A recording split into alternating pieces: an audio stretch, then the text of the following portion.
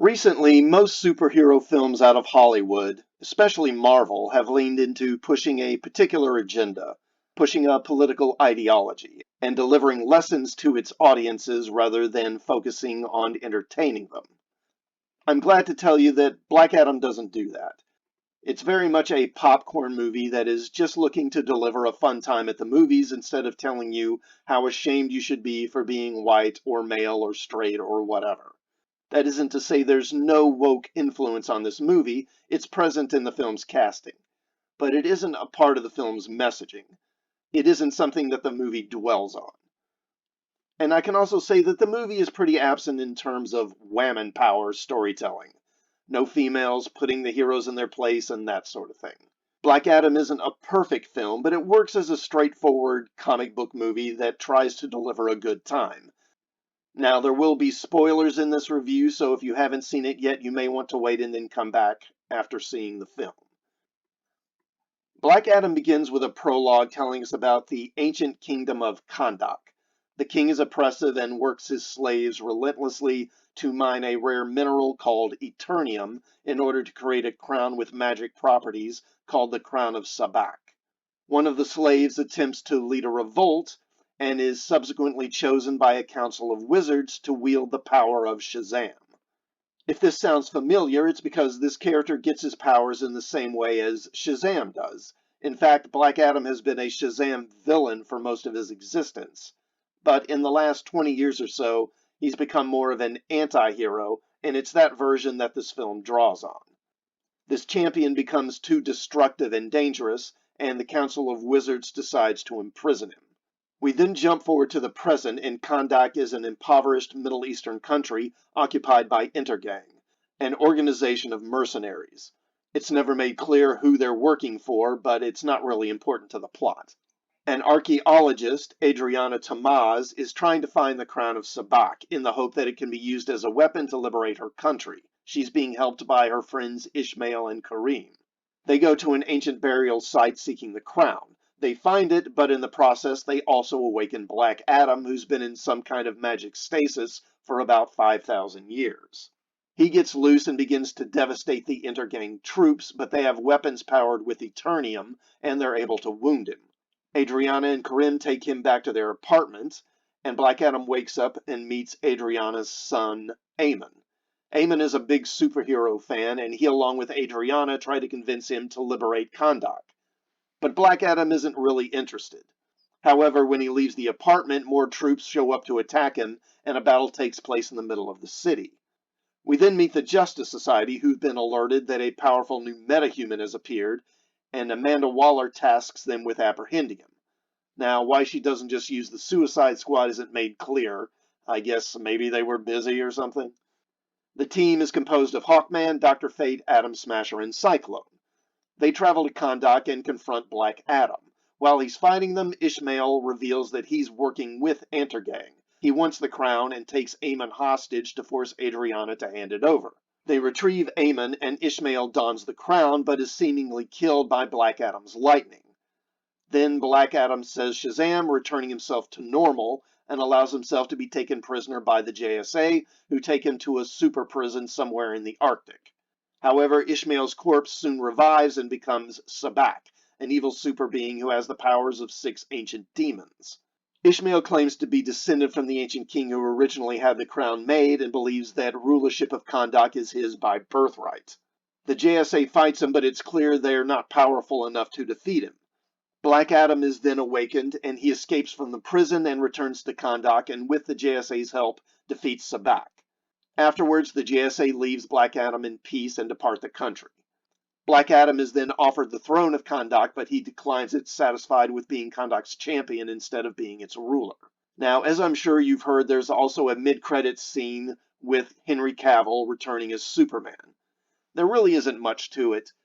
Cavill is on screen for maybe 5 seconds or so. It's clearly setting up something for another movie. The plot of Black Adam is a pretty straightforward story. It touches on themes of redemption and the line between being a hero and serving the greater good, or being a villain and just serving yourself. And in that sense, it works fine. The main issue I have with the plot is the third act, which really drags a bit. After Ishmael is defeated the first time, Black Adam surrenders and we get a sequence of him being taken to this special prison and placed into a holding tank of some kind. Now, Black Adam is the title character, so we know he's not going to stay inside this tank for the rest of the film. Sure enough, as soon as he's imprisoned, Sabbac awakens and goes on a rampage, and then Black Adam has to be awakened, and then he escapes from the prison, and we get a sequence of him fighting the prison guards, him swimming to the surface to escape, and we get a flashback of some sort where he sees his dead family. And I guess it's supposed to be touching, but really it's just kind of tedious and draws out the movie. They could have just had Sabbac transform earlier before Black Adam surrendered and cut out this whole prison sequence, and that would have taken a good 10 minutes out of this film at least. And then the third act would have flowed a lot better, I think. Now, the cast, for the most part, is fine. The main performance I found disappointing was actually Black Adam himself. Dwayne Johnson isn't known as the greatest thespian in the world, but he is known for his charisma and his likability, but none of that's really evident here. He mostly walks through this film with a blank expression and delivers most of his lines with the same monotone voice. I think he's going for some sort of stoic warrior type of performance, but he really just doesn't have the acting chops to pull it off. As a result, his performance is pretty dull. Fortunately, the Justice Society characters are able to provide the film with a little life. Pierce Brosnan is great as Dr. Fate, and he provides the film with some much-needed gravitas. The rest of the JSA characters are race-flipped from their comic book versions, but the race of the characters is incidental to the story. That is to say, the film doesn't make a big issue of these characters being white, or not white, or male, or not male, or straight, or not straight, or whatever. Would I prefer if they were more like their comic book versions? Well, yes, but the actors are actually pretty good in their roles, and they're quite likable. Aldous Hodge is a well-portrayed Hawkman. He's not Caucasian as Carter Hall should be, but his characterization fits. He's aggressive and take charge, but he's also an old-school hero in that he's opposed to killing. Atom Smasher, portrayed by Noah Centineo, is given a personality similar to Tom Holland's Peter Parker, kind of wide-eyed and inexperienced, but enthusiastic about being a superhero and wanting to show the elder heroes that he belongs. Cyclone is played by Quintessa Swindell. How's that for a comic book name? She's a young hero with wind powers. And did I mention that she's also a genius and that she loves the science?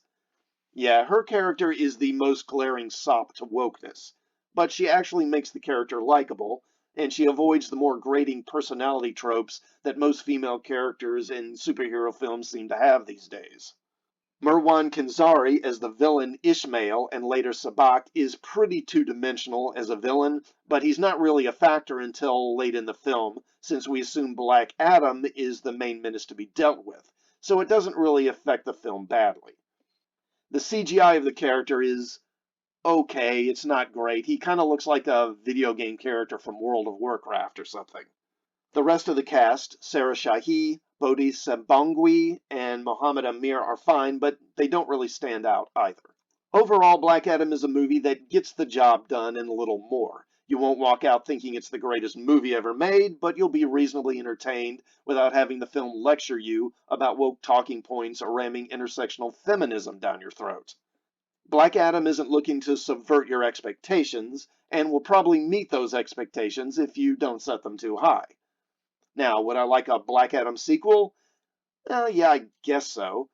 Especially if it involves him fighting Cavill's Superman. But mainly, what I'd like to see is a Justice Society movie. Can we get that, Warner Brothers? Let's get Dr. Fate back, get Dr. Midnight, Sandman, Jay Garrick, Alan Scott, and let's make this happen.